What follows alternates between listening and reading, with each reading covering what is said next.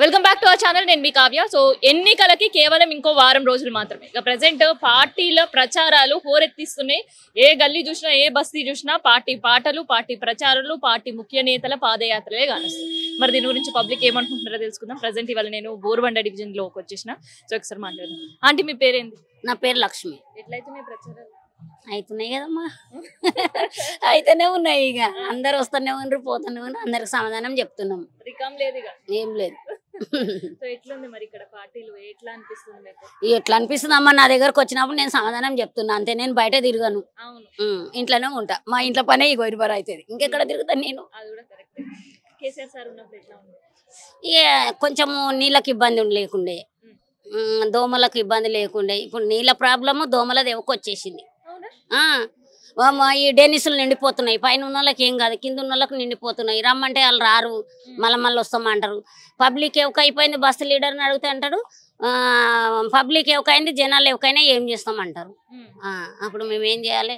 మేమే ఫోన్లు చేసుకుంటాము, మేమే డబ్బులు కట్టి తీపించుకుంటాం ఫోన్లు చేసి. అప్పుడు బాగానే ఉండమ్మా, వచ్చి తీసిపోతురు, వాళ్ళే తీసిపోతురు. మనం ఫోన్ చేయకుండా నిండిందంటే వచ్చి తీసేసిపోతురు. ఇప్పుడు మేము డబ్బులు ఇచ్చి మేము తీసుకోవాలి ఇంటింటికి. ఇక ఎట్లున్నాయి అనేది తెలియదు కదమ్మా నాకు. బయటికి వెళ్ళను కదా, నేను ఇంట్లో ఉంటాం.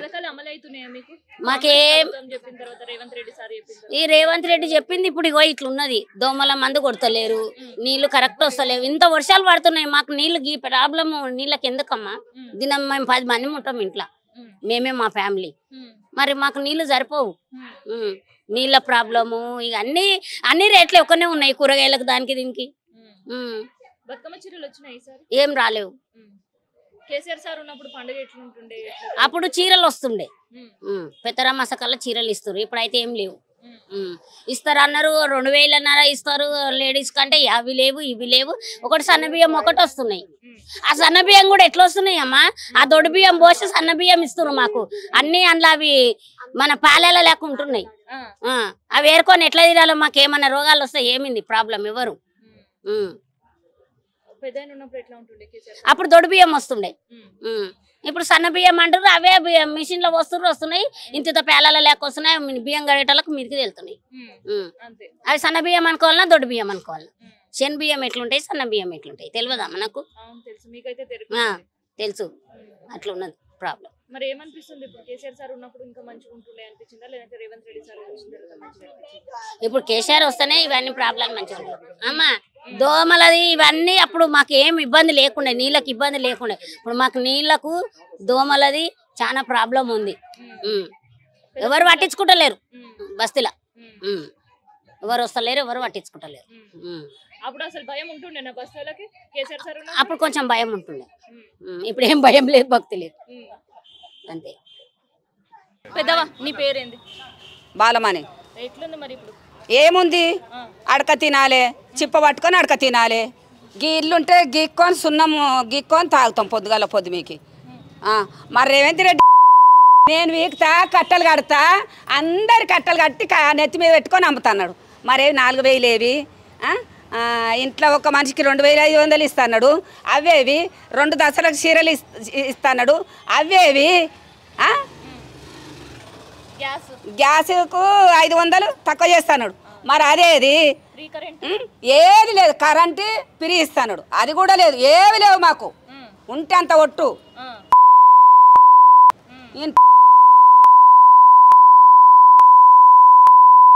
అందరు తింటారే.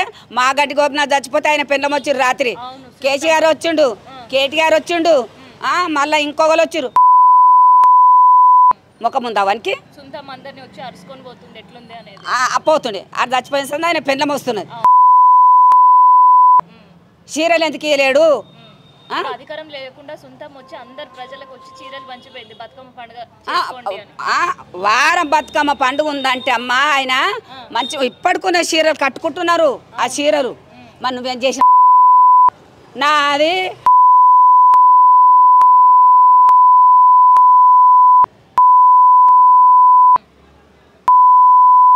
నేను మాట్లాడుతా ఒక్కదాన్ని, ఎవరు మాట్లాడకున్నా సరే. ప్రశాంత్ అరే మంచిగా ఉన్నామా ఆయన పుణ్యం అంటాం. నువ్వు మీరు నమ్మును నమ్మకపోని ఆయన ఒక దేవుడు. ఇప్పటి కూడా ఆయన గెలిస్తే మాకు ఏదన్నా ఒకటి చేస్తాడు, ఏదన్నా ఒకటి చేస్తాడు, మంచిగా చేస్తాడు, మంచిగా చేస్తాడు ఆయన. ఈ కొట్టుకొని చేస్తారా లేదా చూడు, మిమ్మల్ని కూడా కొట్టి చంపుతారు చూడు. ఏమన్నది పలానా అంటే అన్నారు. వెనకటికి ఇంద్రమ్మ రాజ్యం ఉండే, ఇట్లనే ఉండేనా కాంగ్రెస్? ఇట్లా లేకుండే. ఇంద్రమ్మ రాజ్యం అంటే ఏను అమ్మ, అది కూడా చెప్తా. మొత్తం వినాయకరావు నగర్ బోడబండ అంటే గుడిసెలు. వర్షం వస్తే ఉరిస్తే భయం అవుతుండే. నీళ్ళు ఎక్కడ అక్కడ పోయి తెచ్చుకుంటుంటే తాగనిక కానీ బోరింగ్కి పక్కకున్నది. కొట్టి కొట్టి పొద్దున్న దాకా కొట్టాలి, తెల్లందాకా కొట్టుకోవాలి.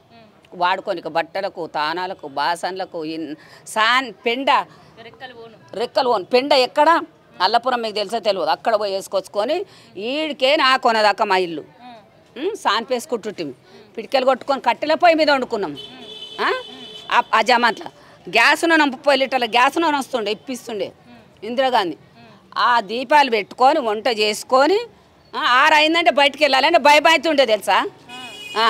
పొద్దు మీకు 6 అయిందంటే బయటకు వెళ్తే భయం అవుతుండే, పొద్దుగాల 6 అయిందంటే బయటకు వెళ్తే భయం అవుతుండే మాకు. మరి మేము ఎట్లా బతకొచ్చు మేము? ఇందిరాగాంధీ ఎట్లా కానీ పెట్టిందో పాపం, ఆమె కడుపు చల్లగుండి సచ్చి సరగానే ఉంది. ఎందుకు యాడ్ చేస్తున్నాం మేము? చెడ్డగా చేస్తే యాడ్ చేస్తుంటామా? అట్లా చేసి ఈ గుడిసెలను చూసి పట్టాలిచ్చి, ఆమె సొంతంగా పట్టాలిచ్చి 4,000 4,000కు రూమ్లు అయితే 2 రూమ్లు, పైకానా, బాత్రూమ్, కంపౌండ్ వాళ్ళు అవుతుందా చెప్పండి? మీరు చదువుకున్న వాళ్ళు, నేను చదువుకోలేదు. మా 4,000 ఇచ్చి పట్టాలిచ్చి ఇంటి కట్టించిండు ఆయన. మరి కట్టుకొని ఇప్పుడు ఉంటున్నాం మరి ఆమె ఇల్లు. నువ్వేం చేస్తున్నావు? ఏం చేసిండు రమ్మని, ఏం చేసిండు అడుగుతాం. నేను అడుగుతా, ఎవ్వరు అడుగు, నేను అడుగుతా. ఏం చేసినావు రా? 2 ఏళ్ళకి దినం 2 ఏళ్ళ దినం అవుతుంది, 20 నెలలు అవుతుంది. ఏం చేసినావురా నువ్వు? అదే మరి కేటీఆర్ వస్తున్నాడు, మళ్ళా ఎవరు ఆర్ఎస్రావు వస్తుండు, మళ్ళీ ఎవరు ఈయనమ్మా రాజుగా ఎవరురా ఈయన ఇచ్చినారు, ఆయన వస్తున్నాడు. మరి వాళ్ళని అందరిని మోసం చేసినావు, పబ్లిక్నే మోసం చేసినావు. మరి నీకు ఏ ముఖం లేదు, ఏ ముఖం ఉందని తోలిస్తున్నావు? రమ్మని వాడిని. ప్రజలకు చెప్తున్నాడు కదా రేవంత్ రెడ్డి, మీరు గనక బీఆర్ఎస్ కి ఓటేస్తే మీరు అభివృద్ధి కాని పని అమ్మ, మీకు కాలు మొక్తా, మమ్మల్ని చంపేస్తాడు వాడు. నువ్వు నమ్మునమ్మ, కొద్దిగా తలవేగి కడుక్కున్నాక నేను ఛాయ్ కూడా తాగలి పెట్టి వచ్చిన. వాడు వచ్చిండంటే మాకు సావే ఉన్నది. ఇక ఇస్తున్నాడు, కొట్టుకొని చేస్తున్నారు ఆడ మహిళలు, కొట్టుకొని చేస్తున్నారు. ఏం చేస్తున్నాడు? ఎవడో పెట్టమన్నారు నేను మా పిరి బస్సు పెట్టమని చెప్పినాం. జవానాల సందు ఉన్నది పిరి బస్సు ఉన్నదా? నువ్వు ఉట్టలేకుండొచ్చు, ఉన్నదా పిరి బస్సు? పిరి బస్సు ఇప్పటిదాకా లేదు. నువ్వు ఎవడు పెట్టమన్నారా?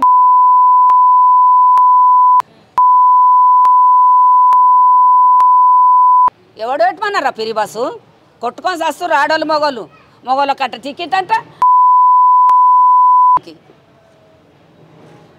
ఇప్పుడు అందరూ కూడా మధ్య తరగతి వాళ్ళు, ఇవాళ కష్టం చేసుకుంటారు, ఇవాళ తినేటోళ్ళు. అట్లాంటి వాళ్ళ ఇల్లు గులగొడితే ఏమనిపించింది? అరే గులగొట్టిండు ఒక ఇల్లు, ఇండ్లు కట్టించిండు ఆయన, డబల్ బెడ్రూమ్లు ఇస్తాను కట్టిస్తే వాటిని గూలగొట్టిండి మొన్న వచ్చి. ఏం అవసరం నువ్వు కట్టించినావు? నువ్వు కట్టించినావు గూలగొడతందుకు. వాళ్ళు ఎట్లా బతకాలి? చచ్చిపోయారు కొంతమంది. తెల్లందాకా గూలగొట్టించిండు. ఏ మతికరమనని గూలగొట్టిస్తేందుకు?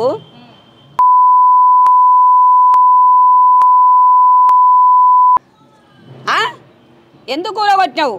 ఎవరో గరీబులు నూకలో గాలో గంజా కాసుకొని తాగి పండుకుందరు. ఎందుకు కూలగొట్టించిన? ఇప్పటికైనా మాకు ఏం కత్తున్నాము అమ్మా? ఏం కత్తుంది మాకు? ఇల్లుంటే సరిపోతుందా? ఏం తినాలి? ఏ సన్నబియ్యం తెచ్చి ఉండమ్మా, నా ఇంట్లోనే తెచ్చి చూపిస్తారా? సన్నబియ్యం అన్నాడు కదా మొన్న కూడా అన్నాడు ఇక్కడ మీటింగ్ చెప్పి, సన్నబియ్యం నేను ఇంట్లో తెచ్చి చూపిస్తా.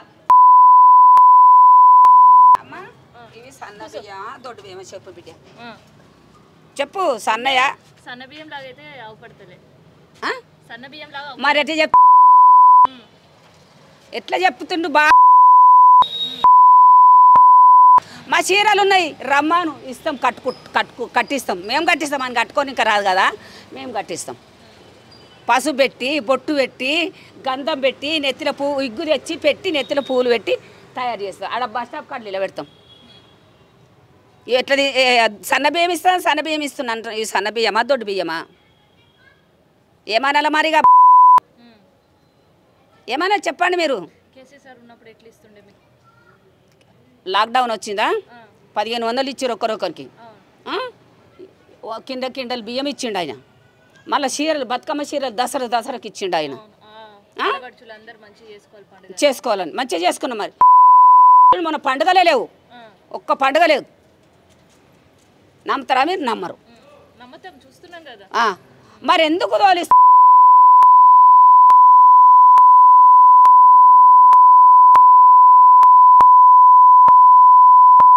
నిన్న తోలిస్తున్నాడు.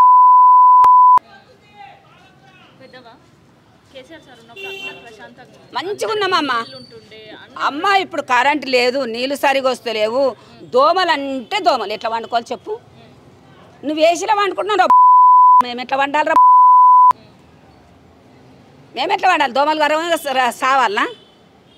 అన్నీ పిరి అన్నావు. ఏం పిరి చేసినావురా? ఏం పిరి చేసినావు? ఏం చేయలేడమ్మా. సత్యంగా చెప్తాను. తలబైగా అన్నీ చేసిండు ఆయన. ఏమి వచ్చినప్పుడు నేను ఇది చేస్తా అది చేస్తా అని చెప్పలేడు ఆయన. చెప్పకుండా అన్నీ చేసిండు మాకు. గరీబోళ్ళకి కానీ ఉన్నోళ్ళకి కానీ లేనిలో కానీ అందరికి చేసిండమ్మా. ఆయన ఒక దేవుడు.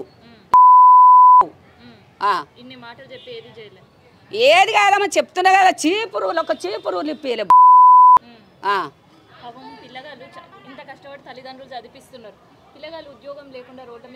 తిరుగుతున్నారు కాదు. వాళ్ళు ఎట్లా బతకాలి ఇప్పుడు అంటే మాదంటే అయిపోయింది. ఇప్పుడు మీ బతికేం కావాలి? మీ ఇప్పుడు ఒకవేళ నీకు మ్యారేజ్ అవుతుంది, పిల్లలు అవుతారు. మీ పిల్లల బతుకు మీ బతికేం కావాలి? జాబు లేవు. ఏడున్నాయి జాబులు? ఇప్పిమని చూస్తా. ఇప్పిమనమ్మా జాబులు అని కాలు మొక్తాం జాబులు ఇప్పిస్తే.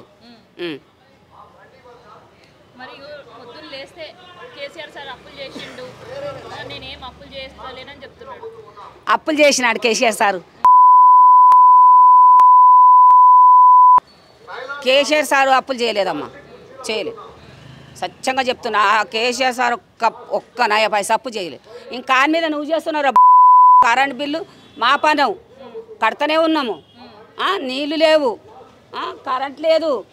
మళ్ళీ ఏంది గరీబులనైతే ఇప్పుడు నా పరిస్థితి బాగలేదు. నా కోడలు నా కొడుకున్నారు, నన్ను కొట్టి చంపుతారు, తిడుతున్నారు. నా ఇంట్లోనే ఉన్నారు మీద. నేను ఎంతమంది చెప్తున్నా చెప్పాలని. ఆమెను అంట గిట్లా బాధ పెడుతుర్రంట.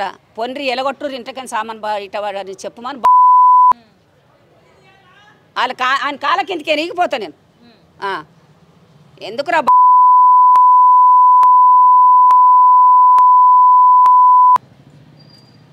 ప్రతిసారి కేసీఆర్ సార్ని కాంగ్రెస్ వాళ్ళు తిడుతుంటే ఏమనిపిస్తుంది అమ్మా? అసలు ఇప్పుడు ఉన్న కాంగ్రెస్ ఇంద్రమరాజ్యమేనా?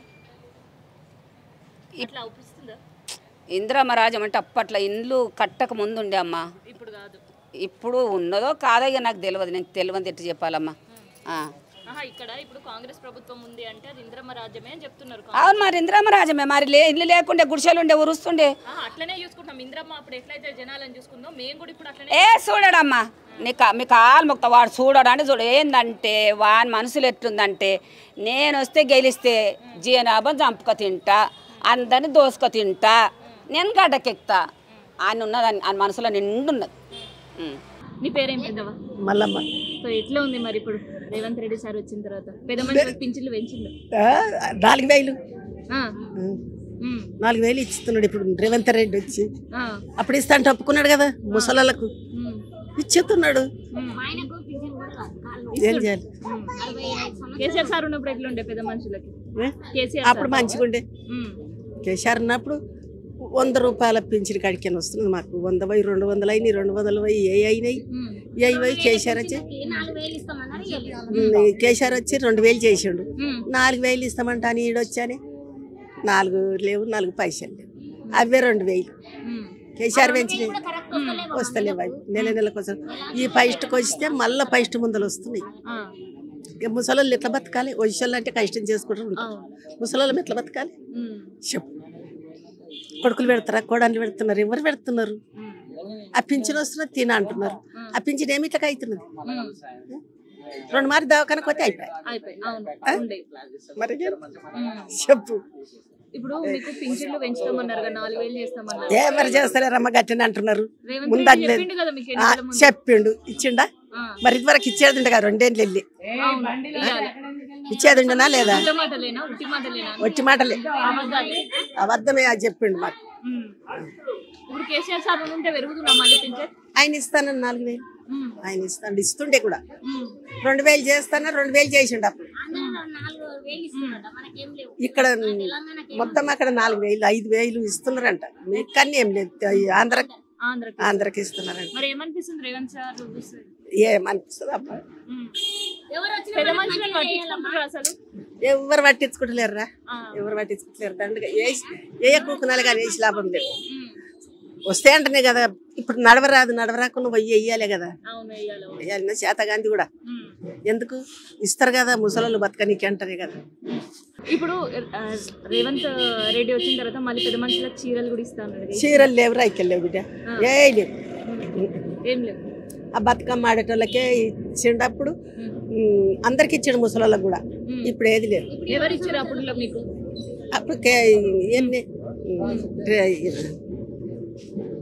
కేసీఆర్ రెడ్డి కేసీఆర్ ఇచ్చిండమ్మ, అన్ని మంచిగా చేసిండు ఆయన అన్ని మంచిగా చేసిండు. ముసలోళ్ళకి జీతం 1000 రూపాయలు ఉంటే 2,000 చేసిండు. ఇక చీరలు ఇచ్చిండు. ఈయనేది లేదెక్కర్లేదు ఈయన వచ్చి. ఈయన ఇల్లు కూల్చేస్తుంటే పేదోళ్ళే ఏమనిపిస్తుంది? ఆ వార్త పేదోళ్ళే ఇల్లు కూల్చుతున్నారు కదా, ఏమనిపిస్తుంది అట్లా చూస్తుంటే? మాకు ఇల్లు అప్పుడు ఇంద్రమ్మ కట్టించిన ఇల్లు మాకు అప్పుడు ఆ జినాన. మళ్ళీ మాకేం లేదు, ఇల్లు లేదు, జాగలేదు, ఏది లేదు. అప్పుడు పొదబొట్ట కొట్టేసుకొని ఉన్నాం. అప్పుడు ఇంద్రమ్మ రాజ్యం చూసినాం.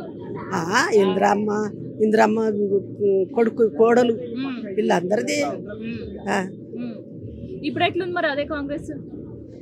ఎక్కడ ఉన్నదో ఏమో, నేను బయట తిరుగుతాను, నాకు తెలుస్తుంది. అప్పుడు కాంగ్రెస్ పార్టీ చెప్పినది ఏదైతే హామీలు ఇచ్చారో అవన్నీ చేస్తుండేనా ప్రజలకి? మంచిగా చేసింది. మరి అప్పుడు ఇంద్రమ్మ మంచిగానే చేసింది, ఏం తక్కువ చేసింది. మరి వీళ్ళు ఇంద్రమ్మ పేరు చెడగొడుతురా, మంచిగా చేస్తురా?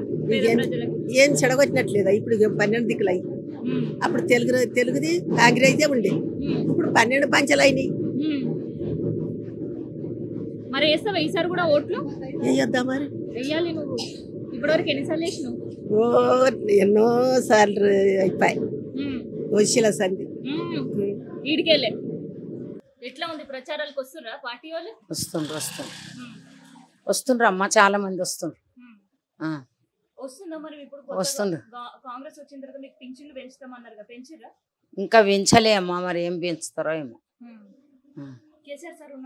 ఇప్పుడు కేసీఆర్ సార్ ఉన్నప్పుడు మంచిగా ఉన్నది, కానీ ఇప్పుడు కేసీఆర్ రావాలనుకుంటున్నాం మేము. ఎందుకు అట్లా అంటే పింఛన్ చేసిండు గరీబ్ వాళ్ళకు కేసీఆర్ సార్ అని అట్లా.